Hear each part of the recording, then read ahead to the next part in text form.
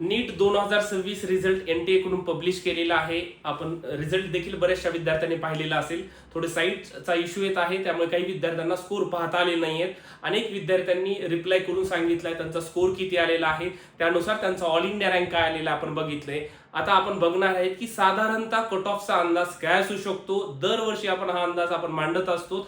या all India rank प्रमाणे महाराष्ट्राची परिस्थिती काय असू शकते, महाराष्ट्रातले कॅटेगरी वाईज कट ऑफ काय असू शकतात, या सर्व गोष्टीचं डिस्कशन करण्यासाठी नमस्कार, मी ऋषिकेश कुलकर्णी आपल्या सर्वांचं व्हायब्रंट ऍडमिशन गायडन्स या आपल्या युट्यूब चॅनलमध्ये स्वागत करतो. मित्रांनो, तुम्ही रिझल्ट बघितले असेल. आता आपण अनालिसिस पण पाहणार आहे. साधारणतः कसा फरक पडला 2025च्या स्कोरमध्ये. 2025चा जो ऑल इंडिया रँक होता आणि आताचा ऑल इंडिया रँक, आणि त्याच्यानुसार स्कोरमध्ये व्हेरिएशन कशा पद्धतीनं झालेलं आहे आणि याचा इम्पॅक्ट कट ऑफवर कशा पद्धतीनं पडेल. याच्यानंतर आपण लगेच कट ऑफचं अनालिसिस देखील करणार आहे.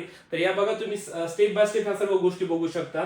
आता इथे आपण जर कंपॅरिझन करायचं बघितलं मित्रांनो, तर साधारणतः बघा, ऑल इंडिया रँक 33 ज्या विद्यार्थ्याचा आहे त्याला नीट 2025 मध्ये किती स्कोर होता, 660.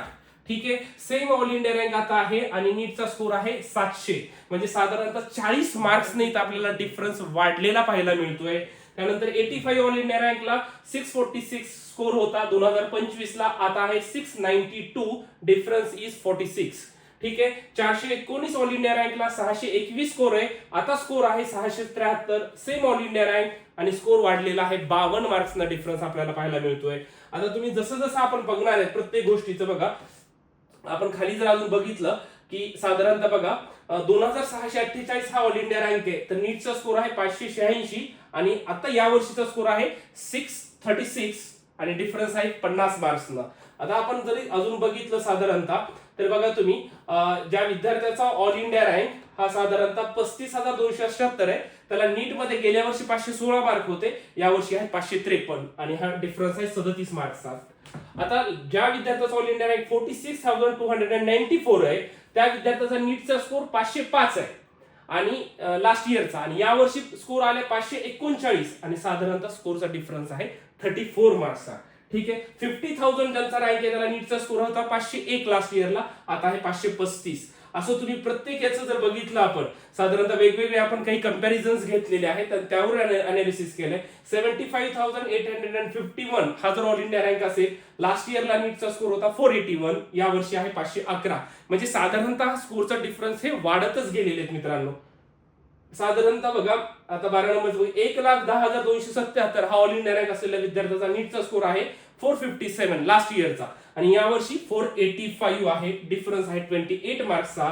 आणि 3,90,145 ऑल इंडिया रँक असेल तर लास्ट इयरचा स्कोर होता 320 आणि या वेळेचा स्कोर आहे 358 आणि डिफरन्स आहे 38. म्हणजे ओव्हरऑल बघायला गेलं तर कट ऑफ हे वाढणार आहेत का, तर वाढणार आहेत. आपण लास्टच्या जे अनालिसिस केलं होतं नीटचा पेपर झाल्यानंतर, त्यामध्ये पण मी सांगितलेले जो कट ऑफ हा वाढेलच. आता ऍक्च्युअल या रँकनुसार काय असू शकेल ते पण मी तुम्हाला सांगतो, पण थोडंसं आपण बघायला गेलं तर एक तुम्ही बघू शकता साधारणतः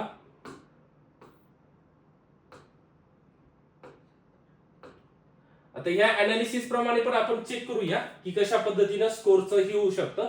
आणि लास्ट इयरचं पण मी तुम्हाला सांगितलेलं आहे की स्कोरच्या अनालिसिस प्रमाणे कट ऑफचा अंदाज. ठीक आहे. आता आपण बघूया ऍक्च्युअल या वर्षीचा स्कोर कशा पद्धतीनं आणि कट ऑफ कशा पद्धतीनं जाणार. ठीक आहे. अनेक विद्यार्थी वाट पाहत आहेत की कशा पद्धतीनं महाराष्ट्रातला कट ऑफ असू शकतोय. तर आपण जे ऑल इंडिया रँक आले त्यानुसार एक अनालिसिस केलेला आहे की या वर्षीचा 2026चा महाराष्ट्राचा कॅटेगरी वाईज गव्हर्नमेंट MBBS चा कट ऑफ काय आहे, सेमी गव्हर्नमेंटचा कट ऑफ काय जाऊ शकेल मी सांगतोय, आणि पुढे SML रँकवर सगळ्या गोष्टी महाराष्ट्राच्या महत्वाच्या आहेत. परंतु यावरून आपण प्रिडिक्ट करू शकतो की साधारणतः आपला ऑल इंडिया रँक प्रमाणे साधारणतः महाराष्ट्रातल्या गव्हर्नमेंट कॉलेजचे कट ऑफ बघा. महाराष्ट्रातला गव्हर्नमेंट जर एक्सपेक्टेड बघायला गेलं तर 535 ते 537 मार्क्सला या वर्षी ओपन कॅटेगरीचा कट ऑफ महाराष्ट्रातला MBBS गव्हर्नमेंट साठी क्लोज होऊ शकेल. मी सुरुवातीला जे अनालिसिस केलेलं होतं त्या अनालिसिस मध्ये आम्ही सांगितलेलं होतं साधारणतः की कट ऑफ हा साधारणतः पाहायला गेलं तर अनालिसिस रेंज त्याचं बघितलं तर मी सांगितलं होतं 500 400 साधारणतः बघा इथे प्रायव्हेटचं आहे. आणि गव्हर्नमेंटचं जर बघितलं आपण 525च्या आसपास मी तुम्हाला साधारणतः नीटचा पेपर झाल्या सांगितलं होतं. साधारणतः 9 ते 10 मार्कांनी हा डिफरन्स वाढलेला आहे. ठीक आहे, थोडासा अंदाज त्याच्यामध्ये चेंज होऊ शकत असतो. तर याच्यामध्ये आणि सेमी गव्हर्नमेंटच त्याच पद्धतीने 9 ते 10 म्हणजे जास्त डिफरन्स आलेला नाही. दरवर्षी आम्ही अनालिसिस करतो आणि ते एक्झॅक्टली बरोबर येण्याचा प्रयत्न असतो. बघा, ओपन मध्ये यावर्षी 535 ते 537 मध्ये गव्हर्नमेंट कॉलेज क्लोज होईल. फॉर एससी कॅटेगरी 460 ते 465 गव्हर्नमेंट एमबीबीएस मिळेल. एसटी मध्ये 375 ते 380 मार्क्स असेल तर तुम्हाला यावर्षी एमबीबीएस गव्हर्नमेंट महाराष्ट्रामध्ये मिळेल. फॉर व्हीजे कॅटेगरी 509 ते 511, NT1 475 ते 480, NT2 530 ते 535, NT3 530 ते 535, ओबीसी 535 पर्यंत 530 ते 535, एससीबीसी सेम 530 ते 535 च्या रेंज मध्ये आणि ईडब्ल्यूएस 510 ते 512. ईडब्ल्यूएस कट ऑफ हा आपण पाहतोय लास्ट इयर पासून बराचसा डाऊन झालेला दिसतो. तर ईडब्ल्यूएस मध्ये 510 ते 512 या रेंज मध्ये मित्रांनो आपल्याला साधारणतः या वर्षीचा एमबीबीएस गव्हर्नमेंट महाराष्ट्रातलं क्लोज झालेला पाहायला मिळेल. कट ऑफ हे बऱ्यापैकी पद्धतीने वाढलेले आपल्याला पाहायला मिळत आहेत. आणि याच अंदाजमध्ये क्वालिफाईंग क्रायटेरिया देखील वाढलेला आहे. क्वालिफाईंग क्रायटेरिया देखील मी तुम्हाला सांगतो. तत्पूर्वी आपण बघूया की महाराष्ट्रातली सेमी गव्हर्नमेंट एमबीबीएस ची परिस्थिती काय असू शकते. ठीक आहे, तर बघा, साधारणतः मी 495 पर्यंत राहू शकेल असं वाटत होतं. तर ते 503 ते 505 च्या रेंज मध्ये या वर्षी आपल्याला MBBS semi government for open category, SC category 450 ते 455, एसटी कॅटेगरी 365 ते 370, विजय कॅटेगरी 490 ते 495, NT1 466 ते 470, NT2 503 ते 505, NT3 503 ते 505, सेम ओबीसी 503 ते 505 आणि एससीबीसी देखील 503 ते 505 या रेंज मध्ये आपल्याला महाराष्ट्रामध्ये MBBS semi government college close झालेलं आपल्याला पाहायला मिळणार आहे मित्रांनो. अशा पद्धतीने हे कट ऑफचे अनालिसिस आहे. हे सर्व गोष्टी दरवर्षी आम्ही तुमच्यासमोर मांडण्याचा प्रयत्न करत असतो. वायब्रंटचा लातूर, बीड, बारामती, नांदेड, पुणे, छत्रपती संभाजीनगर आणि नाशिक मध्ये ऑफिस आहे. काउन्सिलिंगला ऍडमिशनला सुरुवात झालेली आहे. जवळपास सर्व आपल्या जिल्ह्यामधल्या ऑफिस मधल्या बॅच 1 क्लोज झाल्यात. बॅच 2 चे ऑलमोस्ट ऍडमिशन क्लोज होत आलेले आहेत आणि थर्ड बॅच आपले दरवेळेस रिझल्ट आला की चालू होत असतो. 6 ते 7 दिवसामध्ये पुढच्या ऍडमिशन सर्व ठिकाणचे क्लोज होतात. त्यामुळे ज्या विद्यार्थ्यांना आलेल्या स्कोर प्रमाणे पुढे चांगली काउन्सिलिंग ऍडमिशन करायचे आहेत, त्यांना चांगल्या पुढे भविष्य त्यांना मिळाल्या स्कोर नुसार स्वप्नातलं कॉलेज पाहिजे असेल, आजच वायब्रंट मध्ये एनरोल करा, जेणेकरून पुढील ऍडमिशन प्रोसेस तुमची अगदी अचूक पद्धतीने होते. वायब्रंट मध्ये फॉर्म भरण्यापासून ते अगदी ऍडमिशन पर्यंत सर्व प्रोसेस आम्ही तुमची घर बसल्या ठिकाणी करून देतो. त्यामुळे उद्यापासून तुमचे जसे काही स्कोर येतील आमच्याकडे घेऊन या. कुठलं कॉलेज मिळू शकतं, तुम्हाला काय प्रोसेस असू शकते, आम्ही सर्व सांगणार आहे.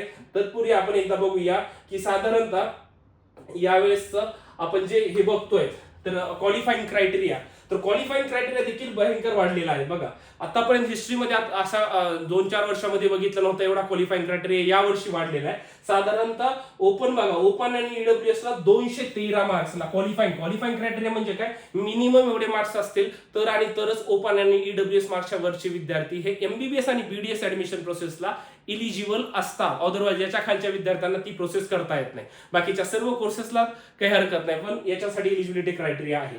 आणि ओबीसी, एससी, एसटी कॅटेगरीमध्ये येत असाल तर 177 हा इलिजिबिलिटी क्रायटेरिया आहे. हा देखील भयंकर खूप वाढलेला आहे.